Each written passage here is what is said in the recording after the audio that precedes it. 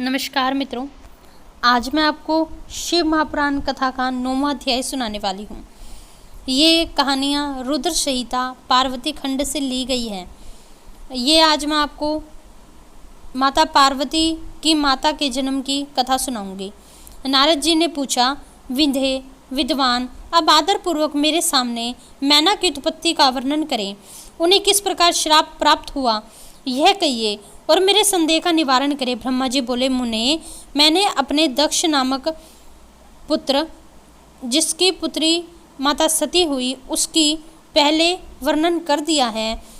उनके 60 कन्याएं हुई थी जो सृष्टि की उत्पत्ति में कारण बनी। नारद, दक्ष ने कश्यप आदि श्रेष्ठ मुनियों के साथ उनका विवाह किया। यह सब वृतांत तो मैं तुमसे विदित पूर्वक कह चुका हूँ। अब प्रस्तुत विषयों को सुनो। उन कन्याओं में एक स्वधा नाम की कन्या थी, जिसका विवाह उन्होंने पितरों के साथ किया। स्वधा की 3 पुत्रियां हुई, जो सौभाग्यशालिनी तथा धर्म की मूर्ति थी। उनमें से ज्येष्ठ पुत्री का नाम मैना था, मंजली का धन्या और छोटी वाली कन्या का नाम कलावती था। ये सारे कन्याएं पितरों की मानसी पुत्रियां थीं, उनके मन से प्रकट हुई थी। इनका जन्म किसी माता के गर्भ से नहीं हुआ था, अतएव ये अयोनिजा थी। केवल लोक व्यवहार से स्वधा की पुत्री मानी जाती थी। इनके सुंदर नामों का कीर्तन करके मनुष्य संपूर्ण अभिष्टों को प्राप्त कर लेता है। ये सदा संपूर्ण जगत की वंदनीय लोकमाताएं हैं और उत्तम बुद्धियों से सुशोभित हैं। सब की सब परम योगिनी, ज्ञान निधि तथा तीनों लोकों में सर्वत्र जा सकने वाली है। मुनीश्वर, एक समय में तीनों वहीने भगवान विष्णु के निवास स्थान में उनका दर्शन करने के लिए गई। भगवान विष्णु को प्रणाम कर भक्तिपूर्वक उनकी स्तुति करके वे उन्हीं की आज्ञा से वहां ठहर गई। उस समय वहां संतों का बड़ा भारी समाज एकत्र हुआ। मुने, उसी अवसर पर मेरे पुत्र सनकादिक सिद्धगण भी वहां गए हुए थे और श्रीहरि की स्तुति वंदना करके उन्हीं से की आज्ञा से वो भी वहीं ठहरे हुए थे। सनकादिक मुनि देवताओं के आदि पुरुष और संपूर्ण लोकों में वंदित हैं। वे जब वहां आकर खड़े हुए, उस समय श्वेत द्वीप के सब लोग उन्हें देखकर प्रणाम करके उठ खड़े हुए, परंतु ये तीनों बहनें उन्हें देखकर भी वहां से उठी नहीं। इससे सनत कुमार को मर्यादा रक्षार्थ उन्हें स्वर्ग से दूर होकर नर स्त्री बनने का श्राप दे दिया।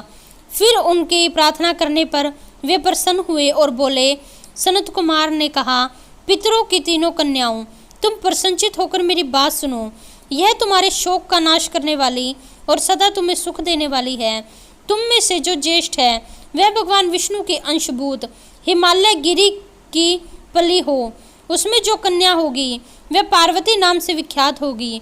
पितरों की दूसरी प्रिय कन्या योगिनी धन्या राजा जनक की पली होगी और इन्हें कन्या के रूप में माता लक्ष्मी की प्राप्ति होगी, जिनका नाम सीता होगा। इसी प्रकार पितरों की छोटी कन्या कलावती द्वापर में जब भगवान विष्णु कृष्ण रूप में धरती पर जाएंगे तो तुम्हारी पुत्री राधा उनकी प्रियसी बनेगी। योगिनी मैना पार्वती के वरदान से अपने पति के साथ उसी शरीर से कैलाश नामक परम पद को प्राप्त होगी। धन्या तथा उसके पति जनक कुल में उत्पन्न हुए जीवन मुक्त महायोगी राजा शीरध्वज लक्ष्मी स्वरूपा सीता के प्रभाव से वैकुंठ धाम में जाएंगे। वृषभानु के साथ वैवाहिक मंगल कृत्य संपन्न होने के कारण जीवन मुक्त योगिनी कलावती भी अपनी कन्या राधा के साथ गोलोक धाम में जाएगी। इसमें तनिक भी संशय नहीं है। विपत्ति में पड़े बिना कहाँ किनकी महिमा प्रकट होती है। उत्तम कर्म करने से पुण्यरात्माओं पुरुषों को संकट टल जाता है, तब उन्हें दुर्लभ सुख की प्राप्ति होती है। अब तुम लोग प्रसन्नतापूर्वक मेरी दूसरी बात सुनो, जो सदा सुख देने वाली है। मैना की पुत्री जगदम्बा पार्वती देवी अत्यंत दुष्यत तप करके भगवान शिव की पत्नी बनेगी। धन्या की पुत्री सीता भगवान राम की पत्नी बनेगी, जो भगवान विष्णु के अवतार होंगे और साक्षात गोलोक में निवास करने वाली राधा कला की बेटी होगी और राधा जी का विवाह भगवान श्री कृष्ण से होगा। ये भगवान श्री कृष्ण की प्रियतमा बनेगी। ब्रह्मा जी कहते हैं, नारद, इस प्रकार श्राप के व्यास से दुर्लभ वरदान देकर सबके द्वारा प्रशंसित भगवान सनत कुमार मुनि भाइयों सहित वहीं अंतर्ध्यान हो गए। तात पितरों की मानसी पुत्रियां वे तीनों बहनें इस प्रकार श्राप मुक्त होकर सुख पाकर अपने घरों को चली गई।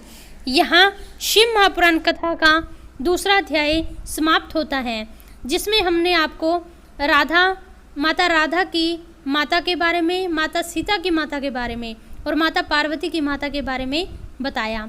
अब अगले अध्याय में हम आपको पार्वती जन्म की कथा सुनाएंगे। यदि आपको ये कहानियाँ पसंद आ रही है तो मेरे चैनल को सब्सक्राइब और वीडियो को लाइक करें। हंसते रहें, मुस्कुराते रहें, अपने और अपने घर वालों का ध्यान रखें। धन्यवाद। हर हर महादेव।